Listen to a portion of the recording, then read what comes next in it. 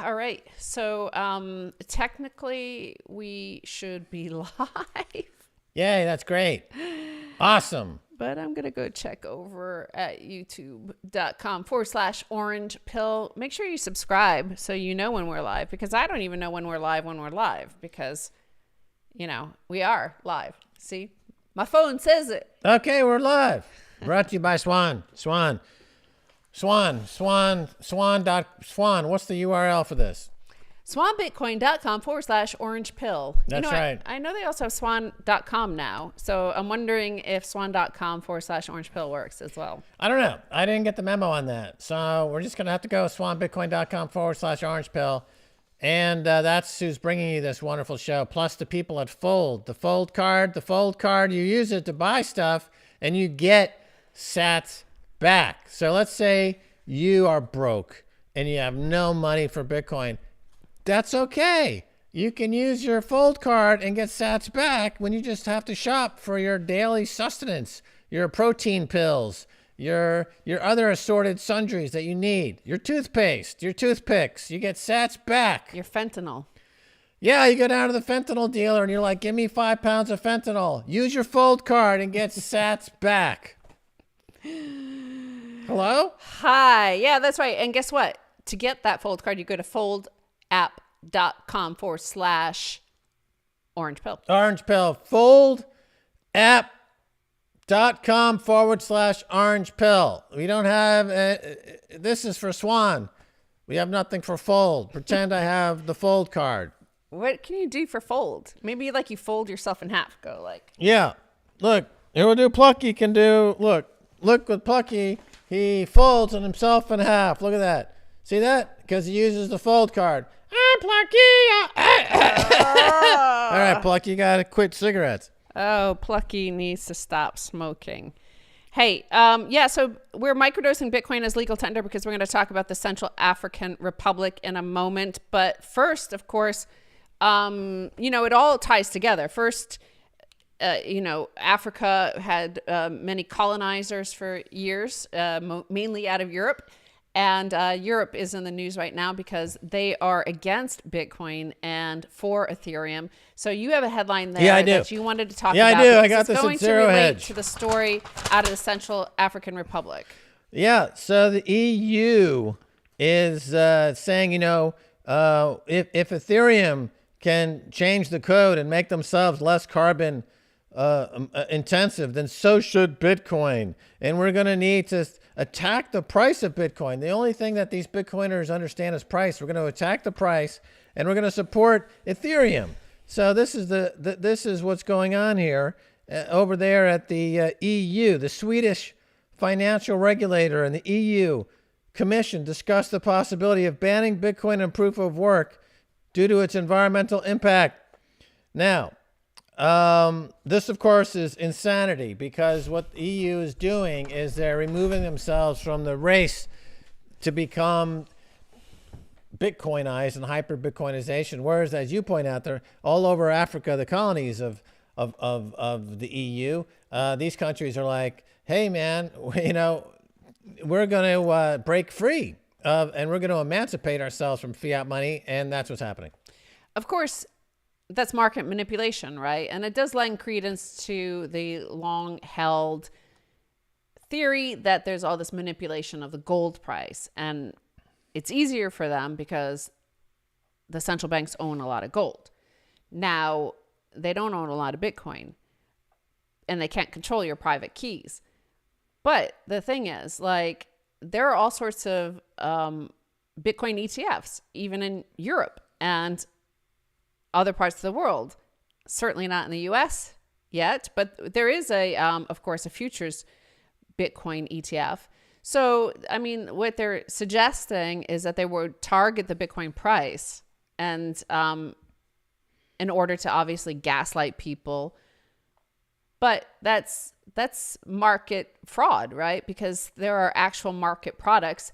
Fidelity just announced that their 401k plans, and there's close to $3 trillion or $4 trillion in 401k plans with them, that they up to 20% could be put into Bitcoin.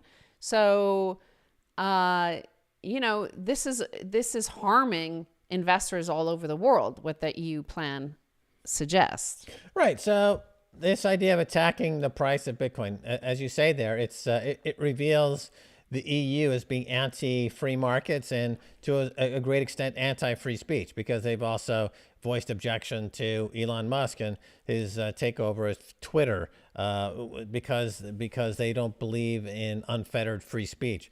They don't believe in free markets and free enterprise. So they're really, really getting back to their roots as socialists and communists in the European Union, heavily bureaucratic, royalists, top-down monarchies and bureaucrats. Hello? Cantillionaires and elitists and aristocrats and imperialists, right? So, I mean, it ties in with the next story of Bitcoin. The Central African Republic adopts Bitcoin as legal tender. So it's officially the second country in the world. We kind of waited on this because it was hard to discern whether or not this was actually true. But it turns out that the Central African Republic, has adopted Bitcoin as legal tender. That's the second nation after El Salvador. As Saifedean says, another country with no currency of their own, because they have the French currency, or France ran their currency, adopts Bitcoin rather than solely rely on a foreign central bank expropriating its wealth through inflation. So, there's this sort of sense of entitlement from the money printers. Are like remember up until the French Revolution, the divine right of kings and the sun gods, and they feel like there's a sense of entitlement to these people that they get to decide whether or not they could deplatform entire people, and that's the story of Twitter and Elon Musk buying that.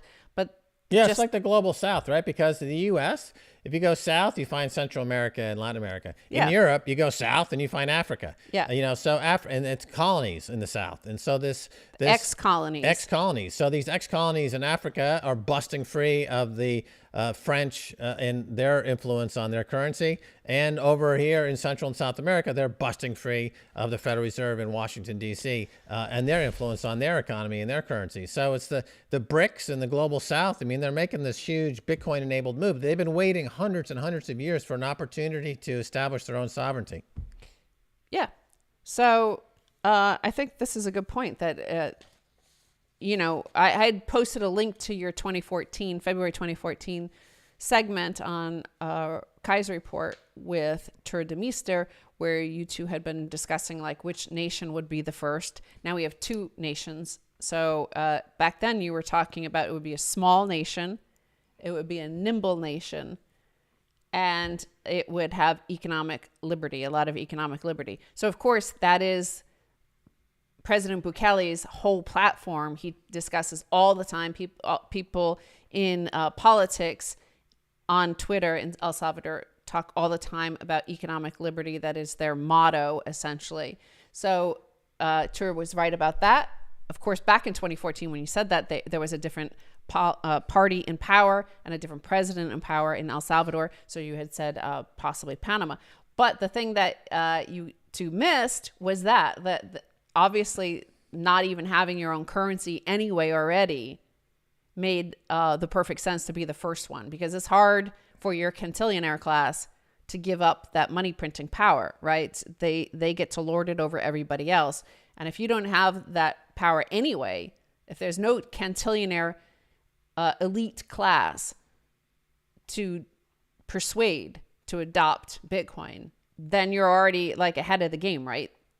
That's on the call just a couple of days ago, we're talking about El Salvador and Bitcoin adoption in El Salvador. People were saying, the adoption rate is not happening as fast as people want it to happen. And I said, look, it's global FOMO. I said, look, probably a country in Africa will be the next to announce Bitcoin as legal tender. And I said that 3 or 4 days ago. And then this will create FOMO internationally. So now, going back to Central America, now those countries that were sitting on the fence will be like, oh my God, we've got to now move because this is going global. So global FOMO kicking in. So Africa saw what's happening there. So they made Bitcoin legal tender. Now that's going to be reciprocated over back in Central America and Latin America. And then it goes to global FOMO. And pretty soon you're going to have 20, 30, 40 countries on Bitcoin as legal tender. Yeah, so that's two nations with legal tender, and according to UN charters, that should then be tax-free in all countries around the world because it's a currency of a nation. So this is two. They point out that compared to this Bitcoin Magazine article about the Central African Republic, says that while the majority, comparing it to El Salvador, while the majority of El Salvador's population did not have access to the banking system when the country's Bitcoin adoption began, internet access in El Salvador was widespread. However, the same cannot be said for CAR. Internet penetration in the African country is estimated to be only 11.4% of the population in January 2021, which could hinder a widespread usage of Bitcoin as the digital currency leverages internet connectivity for peer communication in the network and for sending payments. So, well, they're going to sell a lot of phones pretty soon here. They're going to get internet connectivity pretty soon. Yeah. It's going to come because people are, internet companies and phone companies are going to be like, wow, how many people live in this country? I don't know. Elon Musk could also, do Starlink. Starlink. Right. So the people want it, and there's a big market there, and they can leapfrog over the bureaucrats that have been keeping everything down. So this exciting times for this country. Population, let's see. I hear that it's big in uranium production. Population of Central African, I think it's several times bigger in population size. Oh no. Population of Central African Republic. So it's a small country too. It's 5 million people. Compared to El Salvador, which is 6 million. Right. So, somebody should do a screen for countries with populations under 10 million that don't have their own currency. And that would be a good hit list for the next to become Bitcoin as legal tender. And except for a hit list, of course, is the economic hitmen may show up there. And I'm sure they're already thinking about that, of how to stop this from happening. Because, of course, as we discussed at the top of the show, the EU, this is their now policy that has been leaked, is that they want to stop Bitcoin adoption under the guise of saying it's environmentally friendly. But as we've discussed before, Bitcoin is designed to be attacked. When the EU says we need to attack the price of Bitcoin, that is music to Bitcoiners' ears because all attacks mean greater hash rate, greater security, and higher prices. It's designed to be attacked. The more you attack it, the higher the price goes. So we welcome the EU's attacks and the IMF and Christine Lagarde and central banks and Federal Reserve Bank. Please attack me so that my price can go to $100,000, $200,000, $1 million a coin. Thank you. And, there's a quote that I have on my Twitter thing, which reminds me of what the president of the Central African Republic had said today. So this was a quote from President Bukele. Let no one tell us that we are too small to be big, right? And you essentially got the similar quote I read today from the president of CAR, where he said that, look at all this attention. Like, we adopt Bitcoin and everybody's talking about us. So, nobody's ever talked about us in the mainstream media for a long time. So, I've never, ever heard of this country until 2 days ago. Well, it's landlocked and tiny and, well, good on them because now they have something to aspire to. As you say, okay, so if 11.5% of the population has internet connection, well, this motivates them to figure a way to get online, right? Mm-hmm. Because they could still use this French-derived paper currency if they wish and, be a colony of France, or they can just get online and become self-sovereign instantly. So yeah, there should be more motivation to get online and figure out ways to do that. Right. Well, there's a lot of French African countries like Cameroon, Gabon, Ivory Coast, to name three, and a couple of others. And they're all former French colonies, and they're all using French currency. And so this country definitely is going to resonate in all those countries. So you put these two together, that's 7 million and 5 million. That's right. That's 12 million is now on Bitcoin. And they're all part of the global population. So the populations of countries that are now on Bitcoin standard in the last 2 days has almost doubled. You know what? I was just thinking that, there's a G7, the G8, the G20. We have the B2 now. Yep. We should do a B2 meeting between President Bukele and the president of CAR. I'm sure everybody will soon know. I should look it up right now. But the president of the Central African Republic, they're now two. So that's right. And then, of course, Paulo Ardoino from Bitfinex in Lugano, and the mayor of Lugano could also be like member cities of this group called the B2. B2 plus. B2 plus. Yeah, B2 plus. B2 plus, and as part of it's the antidote to the G20 and the G7. It's the B countries. It's the antidote to the World Economic Forum and the IMF. The B countries. So now I think the speed at which we find countries making Bitcoin legal tender is going to pick up. So El Salvador is less than a year ago that they made Bitcoin legal tender. So in less than a year, we've got two countries, and we're early on in this year. So by the end of 2022. Maybe 2 or 3 or 4 other countries. So we're well now on our way toward global hyper-Bitcoinization. The president's name is President Faustin Archange Touadera.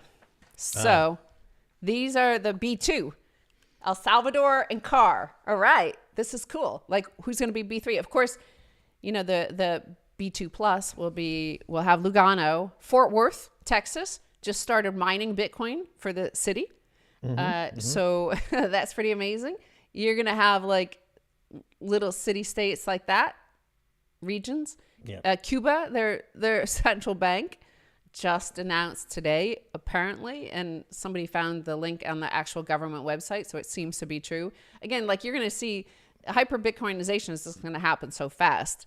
There will be a lot of FUD and fake stories that pop up. So it's hard to always like keep track, but it does seem Cuba they didn't obviously pass it as legal tender, but what they did is that they legalized it, that, companies can,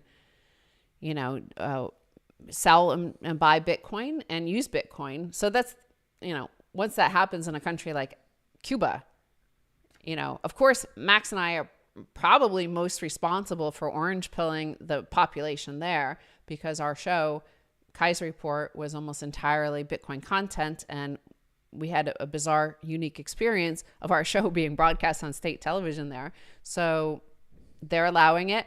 And again, Max always says, you don't change Bitcoin, Bitcoin changes you. So I don't know.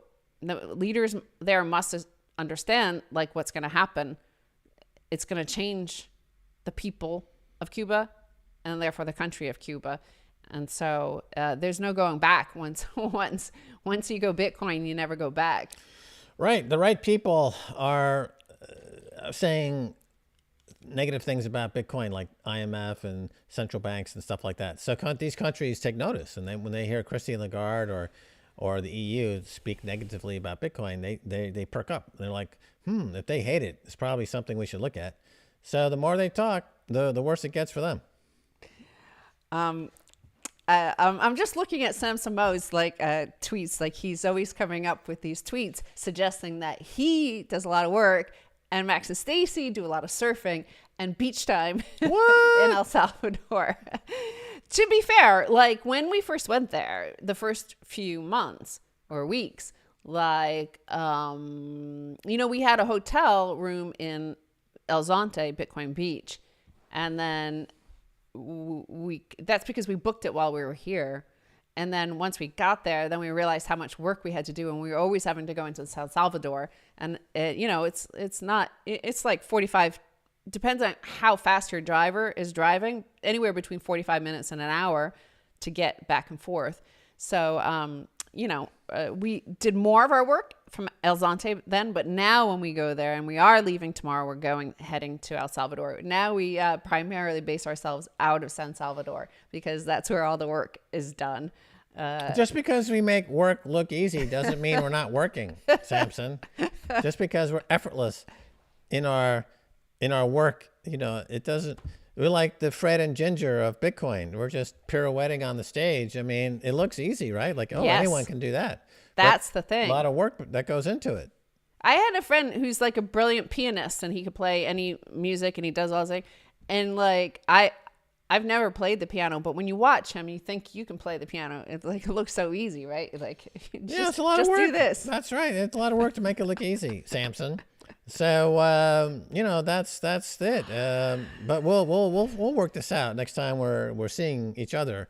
Is Samson going to be down there next week? I don't know. I don't know. We're gonna have to. Like, we're down there. He's not. He's just jealous because we're down there next week and he's not there. So he's feeling FOMO. He's feeling Salvadoran FOMO. So totally. He knows what he's gonna see. Right? He's gonna see all those photos of us with like the strong coffee. And where is he gonna be? Like Taiwan, Canada, places with weak ass coffee. Yeah. Tim Hortons. He's going to be in Tim Hortons in a snowstorm drinking a weak-ass coffee in a crawler and seeing us in El Zonte having good, proper Salvadoran coffee. Salvadoran coffee. It's like, it's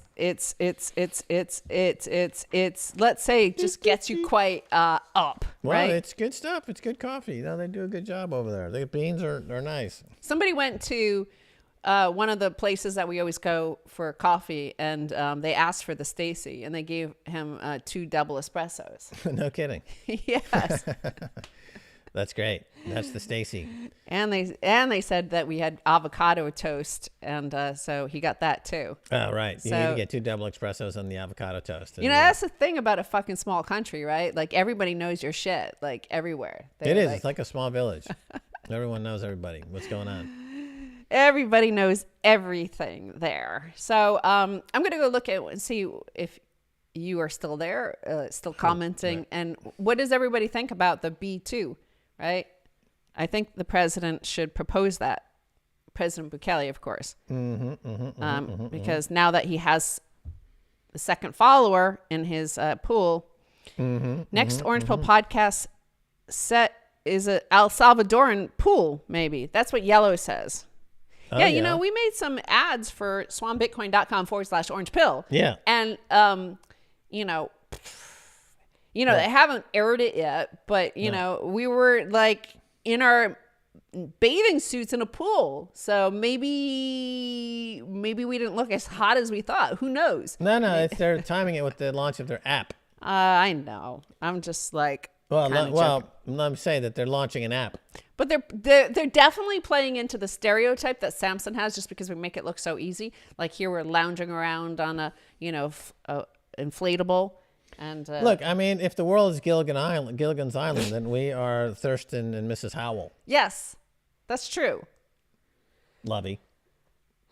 That's right. You know what? Samson would be Gilligan. Yeah, Samson is. We're Mr. and Mrs. Howell, and Adam Back is the professor. And, who's the skipper? I don't know. Ginger and Marianne.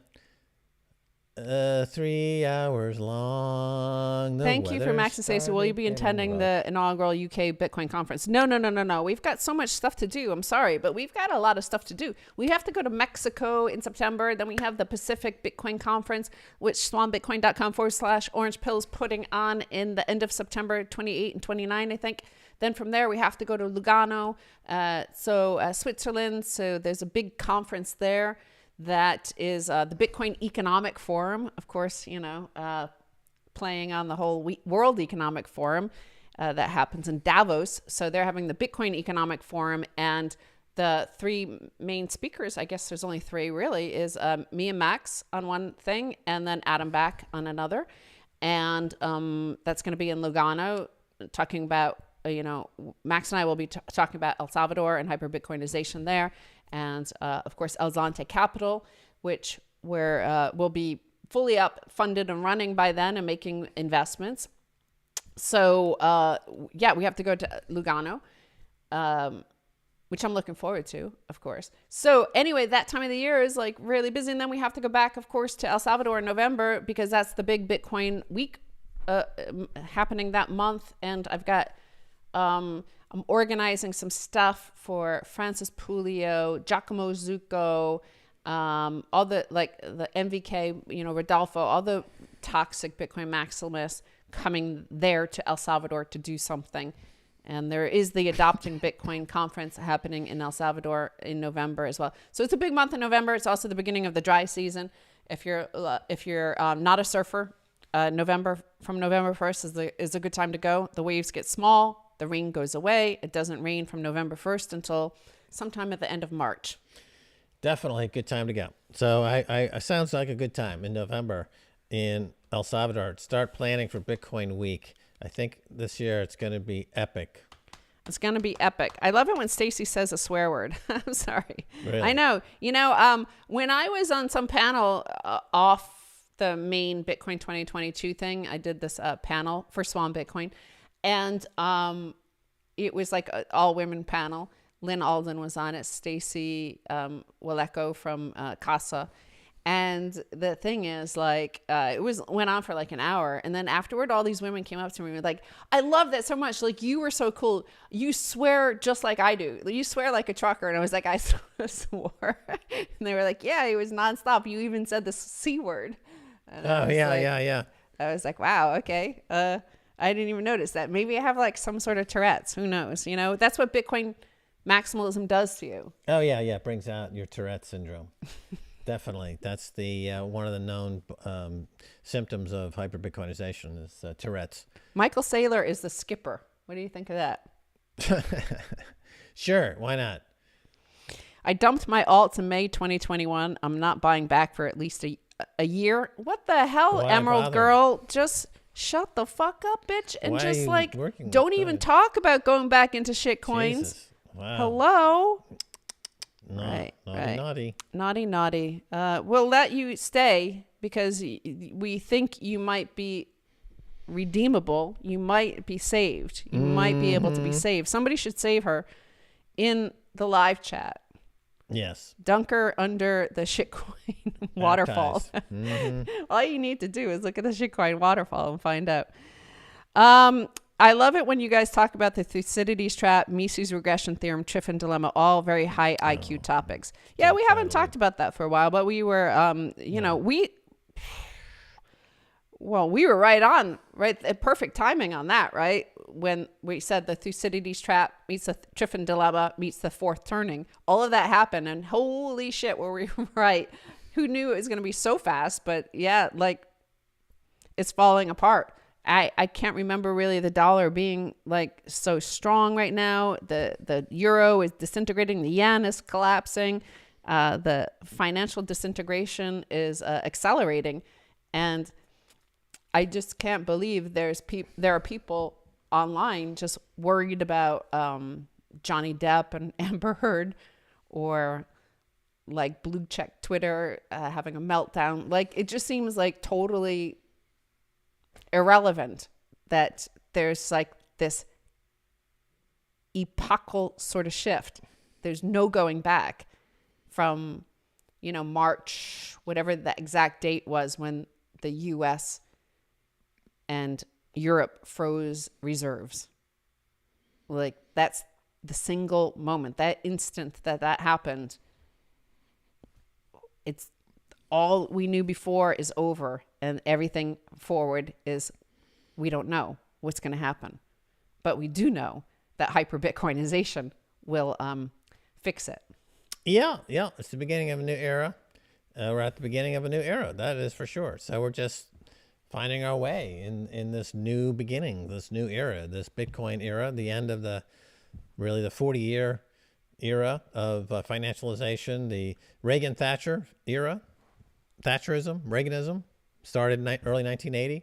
I think that's finished. It's over now in 2022. So we're into a new era. This is like the Bukele era. The post-Bukele era. Yep. Yeah, I think so. BB. It's BB. It's the B2. We have the B2. Yeah, the B2. Who's going to be B3? Bridget Bardot. I think it'll go like, so we have B2 now, right? We have El Salvador and CAR. Then I think the next thing will be like, you're going to wake up and the news will be like 3 or 4 nations overnight legalized Bitcoin, made it legal tender in their country. I think it won't be one.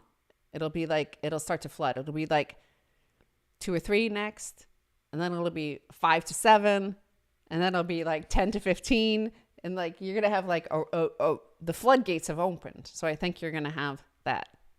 Well, there's no downside to it. If a country makes Bitcoin legal tender, there's no downside. The only thing they have is they get instant recognition, and that people are talking about them. They have the possibility to connect with this global monetary network. That there's absolutely no downside. So, and it's easy to do. Just write a law that takes 5 minutes that says we just made Bitcoin legal tender, and plug in your full node. Yeah, there's only upside to it. So I think that's a lot of countries, once they realize that there's absolutely no risk to your country in making Bitcoin legal tender, that they'll just be like, why not? You know, there's only upside to this. And so they'll just be doing it. It'll be the ones that can print money that are the last, the US and Europe and Japan. Yeah. So those are the last. They have a huge quintillionaire class. But that's like the North, right? The global North. Yeah. Is now the world is turning, and the North will be on the bottom and the South will be on the top. So that's part of, cycles, the Thucydides trap we mentioned, and the Triffin dilemma, and all these cyclical events and different epochs come and go, and the planets are orbiting and the satellites are orbiting, and asteroids are coming, and Halley's Comet is back. And by the way, the global South is now going to be running the show, and the global North is in decline, based on this Bitcoin standard and the collapse of all the infrastructure that's been keeping things going for the last 40 years plus. Max quote. Max said fiat is like pubic lice. I did probably say that. That sounds like a Max quote, that fiat is like pubic lice, otherwise known as crabs. Crabs. Right? Crabs. I never understood how lice, pubic lice, can know to stay in your pubic hair instead of being, lice that's on your top of your head. Apparently there's 2 completely different species of lice, and the pubic lice apparently just like to hang out in pubic hair. I find that fascinating, but there it is. Okay. Yeah. So those are the stories that we were covering, and we're going to head out to... Max did an interview this morning with Stefan Livera. It's super cool. You're going to love it. Stefan's going to post that the next day or two. And tomorrow, we've got big news for you. We have an orange pill experience for you happening while we're traveling. An orange pill experience is going to drop at 4 p.m. Pacific Daylight Time. That is 7 p.m. Eastern Time. So what you're going to see is Max and Stacy with Uncle Ricky flying from Mexico City to San Salvador. It was a fun journey. I think, the experience was really interesting. We're on his plane, and the way it's filmed in that Tarantino sort of cinema verite style, it's sexy, but it also makes you really feel like you're there, like on a jet with the billionaire pleb. Yeah. It looks good. I saw it, and it looks good. I think people are going to really enjoy it. That's for sure. So that comes out on Thursday at 7 p.m. Eastern Time. That does, and it'll be on Bitcoin Magazine's YouTube channel. So make sure to subscribe to that, youtube.com/Bitcoin Magazine. They're going to live stream it at 7 p.m. Eastern Time, and we're hoping. So make sure you watch it. Write down your questions, follow-up stuff, any comments or something you have, because we're going to do a Spaces with Uncle Ricky, hopefully. Knock on wood.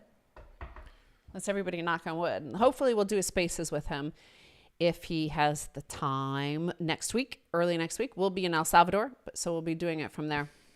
But, so we'll do a follow-up on that, a discussion on that, and... fun times, me and Max, Uncle Ricky, probably Samson will join the call.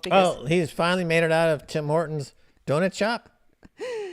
Well, Samson and I were in Uncle Ricky's his spaces last night, his very first ever spaces, right? And it was all in Spanish. And then Uncle Ricky and Ricardo Carmona, the Venezuelan guy who lives in Mexico, who we met out in Lago de Moreno.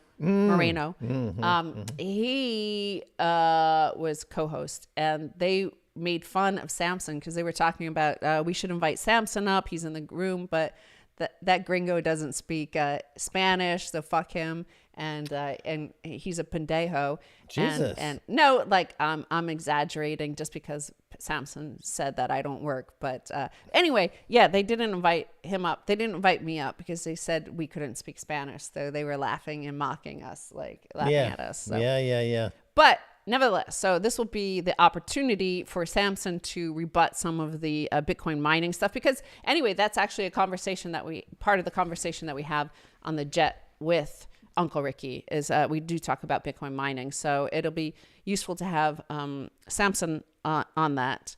And then useful, yes. Very useful. It'll be useful. And I told Uncle Ricky that we're going to stage an intervention and go to Mexico to disabuse him of some of the his thoughts about Bitcoin mining and whether or not it's useful for him to do. We're going to try to show him that it might make more sense than he understands at this moment. No, I'm going to close him on this. We can close him on it. Definitely. I feel. Definitely. It's I don't important. think he understands the underlying economics and why he needs to deploy some capital into Bitcoin mining ASAP. That's what we hope for. Anyway, so yeah, those are the things to look forward to. Max and I then will be in El Salvador, and we'll have some content from there. I know Max and Samson are doing a live stream on the Hal Finney Day, I think it is, right? May 4th. Yeah, from El Salvador. Max will be, hopefully the connection and everything will be okay. And, anyway, so we have a lot of content. I know everybody misses us sometimes when we go on the road and they're like, where's some more content? We need it. So we have stuff coming up. Don't worry. Take your orange pills, one a day by mouth. And it goes down the rabbit hole. What about French people? Can they stick it up their rectum? Suppository. For you French people, this comes in an orange pill suppository. And this is the way you get orange pilled over in France, along with your coco vin and il flottant and stuff like that. It's just a 1-star Michelin quality orange pill. Look Suppository. At that. Suppository. Michelin star suppository. It is. Have you ever tried to put a bouffe bouillonnaise as a suppository? No. Who would do that except a French person eating some andouillette? So my little sweet pea, Lovey. May the 4th be with you. Yes. Okay, so that's it. Thank you for joining us. And, it was fun. B2. Fun. That's the new thing. We're going to go pitch that online. Everybody join us on Twitter. Go to twitter.com/Stacy Herbert, StacyHerbert. Max, Max Kaiser, And make sure to subscribe to this. Hit the like button, because if you don't, I'm not going to allow you in our live chat the next time. Because I could tell. I could tell who liked and who didn't. I just have a sixth sense about this. Yellow has permanent membership. Yellow has permanent membership. He's a founding charter member of the Malacca Club. Okay. Adios, amigos. Hasta luego. Bye, y'all.